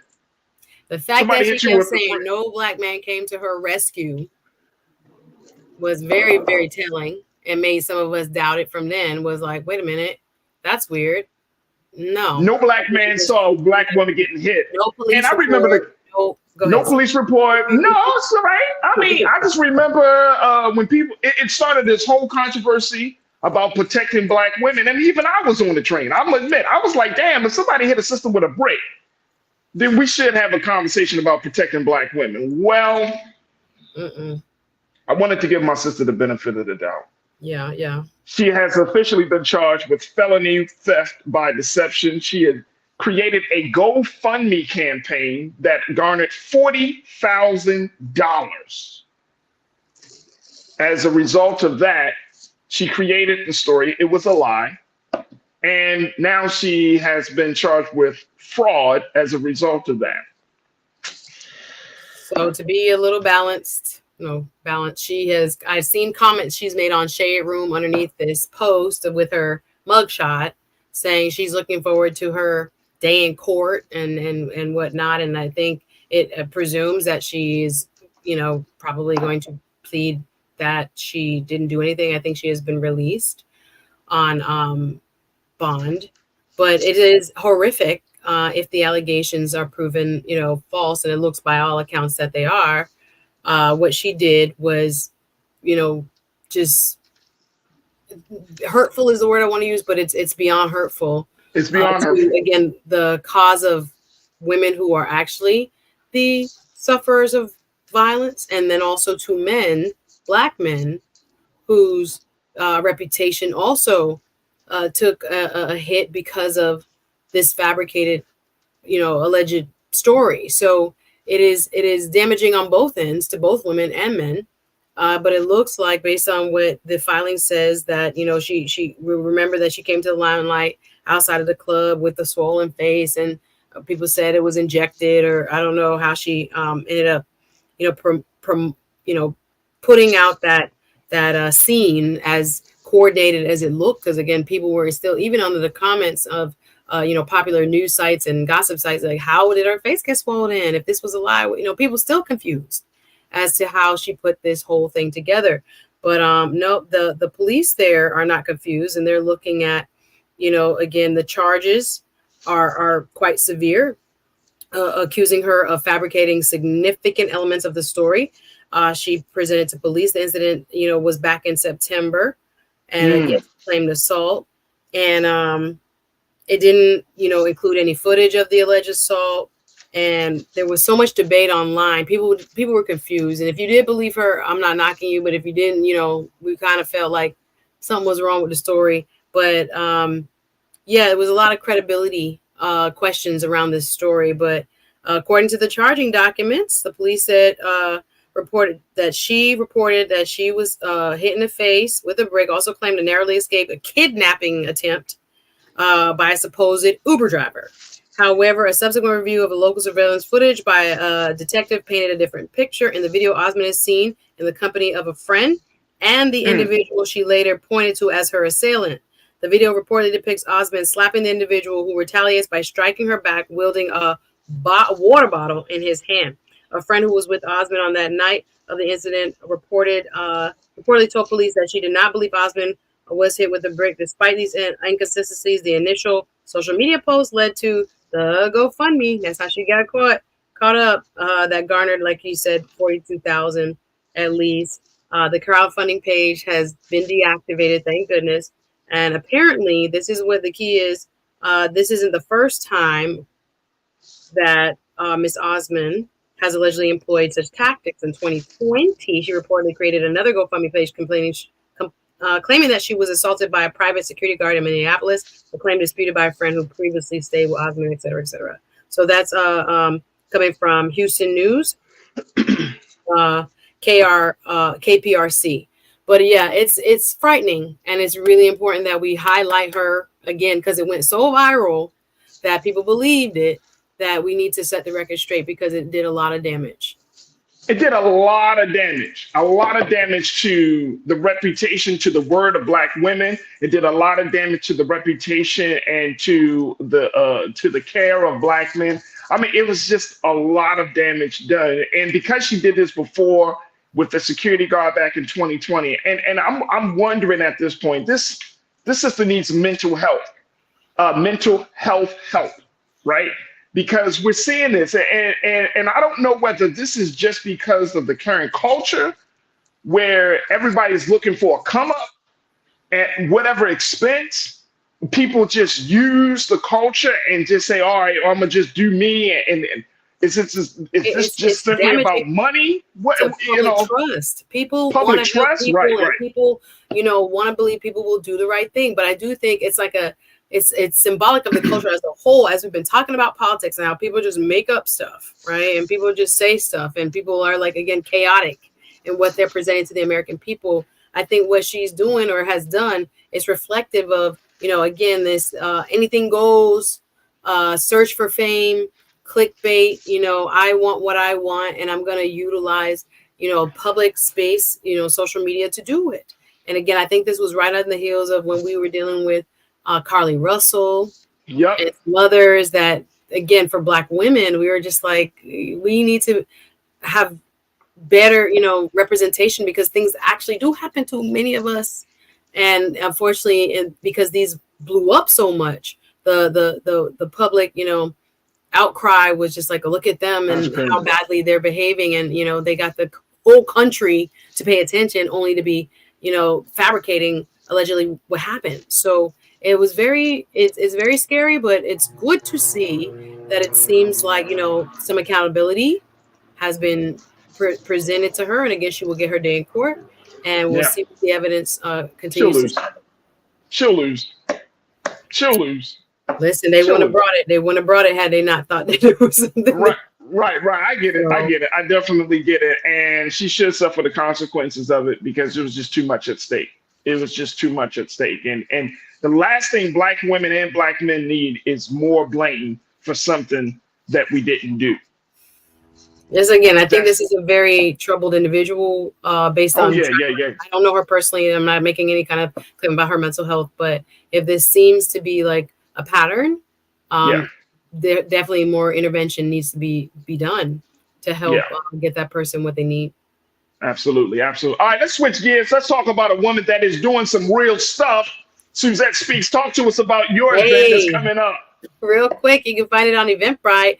I've been doing a series of social networking events called Politic, networking social here in South Florida. We've been switching up locations, and tomorrow we'll be actually up in Fort Lauderdale. So if you're around, we're bringing political leaders, business leaders, just community leaders at large to come in and rub shoulders. I'm going to have a presentation by a supervisor of elections, again, talking about 10 minutes, key issues, the vote by mail re-registration that needs to happen en masse, because the most reliable voters are those who vote by mail, right? Anything can happen on election day. People forget, people can't get off work. All this stuff can happen. So we want to encourage people from the comfort of their home to order their vote by mail. Check your registration status on your supervisor of elections for your county where you live. Check if you think you're still registered, double check, because like I said, 4 million plus got wiped off of the vote by mail rolls and onto inactive status. If you have not shown intent to vote, that's if you missed 2 presidential elections back to back. If you haven't, check your signature, or change your address, or shown some sort of intent to vote. I want to get the word out. So this is a mixture of social networking and, of course, a little bit of community engagement when it comes to making sure people are ready to vote, because we know it's very important. So if you're out, in the Fort Lauderdale area tomorrow evening, come join us. And you can find it. I have flyers all over my pages. Just follow me at Suzette Speaks on all platforms. There it is right there. Suzette Speaks, always putting in that work, always representing for the culture. Suzette, I can't thank you enough. I mean, your hairs was the talk of the chat a little bit. We popping ready for the social tomorrow, Friday. People like, look at Suzette. All right, there it is. Thank you. February, we're going to be celebrating Black men of the movement. I can't wait. 10 outstanding Black men. We're doing a follow-up to this event tomorrow, but that one will be speakers, the founder of Black Men in Tech, founder of several other companies, health, mental wellness, entrepreneurship, and politics. It's going to be February 7th, so look out for that coming up too. Can I say Suzette is always doing it for the culture? She's always doing it for the culture. So Suzette, I appreciate you. Thank you so much for all the work you do. And most importantly, thank you for being on the show and on the network. Love it. Thank you, Farajii. I appreciate the team. Thank you so much for allowing me the opportunity. See you next week. Absolutely. See you next week. All right, folks, that's going to do it for us. Make sure you do your due diligence. Make sure you continue to do support us here at Black Star Network. Go to our website today at blackstarnetwork.com. Download the app for free. Follow us on social media and put something in the bucket for us and kick off 2024 in the right manner, in the right spirit. So again, go to our website today. Also, follow me on Instagram. You can follow me at The Real Farajii on Instagram, at Farajii on Twitter, Farajii Muhammad on Facebook. I would love to connect with y'all. And let's continue to follow Roland Martin on all of his social media platforms. And of course, make sure y'all get notifications of the show and on the network here on YouTube and on Facebook. Make sure you check us out on Amazon platforms and on Freevee and Plex TV. And just continue to follow us and be a part of this process that we call a digital movement that we are embarked upon. So thank you. Stay tuned. Up next at 6 p.m., Roland Martin Unfiltered. As always, never be afraid to challenge what's wrong. Stand for what's right while being yourself in the process. God willing, we'll talk tomorrow. I got some great stories for us tomorrow. Y'all going to be, we're going to have a fun time tomorrow. Got my sister Trinette Collier checking in. Get my brother Sinead Wakorfor in. And of course, I want to have you joining us. So make sure y'all tune into the show tomorrow right here, only here, exclusively here. We're on the Black Star Network. You're tuned into the culture. Look forward to chatting with you tomorrow for another exciting edition. Have a great afternoon, great evening. Talk to you soon. Peace.